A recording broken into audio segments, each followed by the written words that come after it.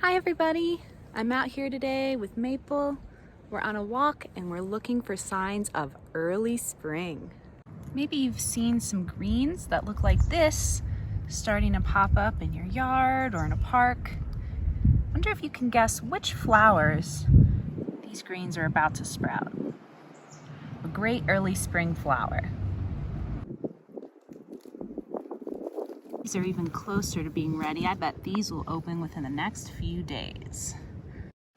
Okay, here it goes. Can you guess what it is? One last chance? It's the daffodil.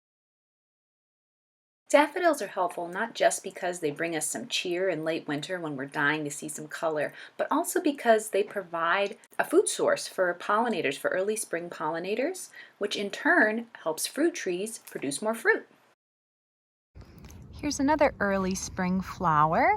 This is the dwarf iris, and it is quite short, as you can see. Got quite a few that just opened up this week.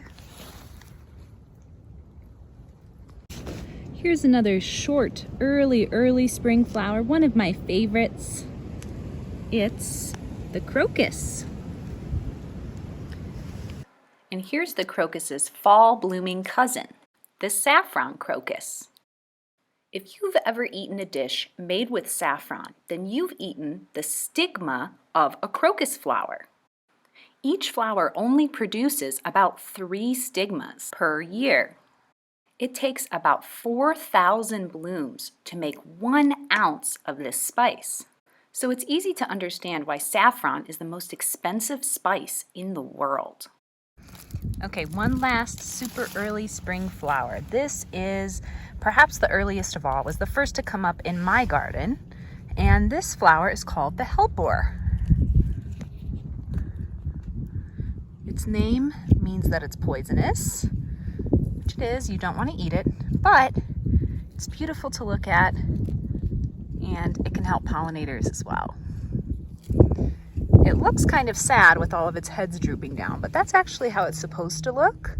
It's part of how it survives in early spring. Having its flower heads tilted down like that protects it from snow and ice, which is good because we've already had some very icy days since it's opened up. Let's talk a little bit about this plant, one of our most common plants in Western North Carolina. This is, of course, the rhododendron. Now, if we look here, we can see last year's flowers. This is sort of the skeleton of those flowers. They're brown and they're crunchy. But if we look at the end of this stalk, this right here, this is going to bloom into a new rhododendron flower. And these spiky looking crowns will be new sets of leaves. And speaking of budding plants, late winter is the perfect time to examine deciduous trees, the trees that lose their leaves in winter, for buds. Here are just a few of the buds that I saw on my walk. Next time you take a walk outside, see if you can find these future leaves growing on the stems of deciduous trees. If you notice a tree with these fuzzy things hanging off of it, then you've probably found a birch or alder tree.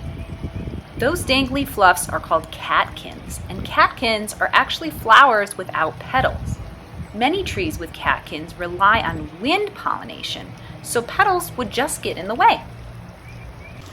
If you live near a river, creek, or stream, you may notice that it seems to be moving a little faster than it did a month ago.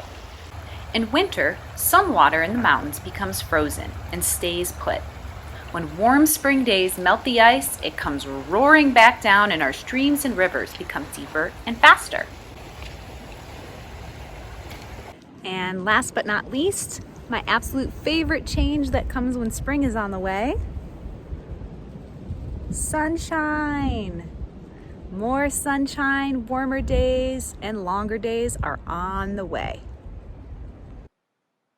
Your eco challenge this week is simple. I want you to take a walk outside and find some signs of early spring. Maybe this video gave you some ideas, or maybe you find a sign of early spring that I didn't think of. Either way, I'd love to see pictures or hear about what you found. As always, you can email me, and I hope you have an awesome week. Bye-bye!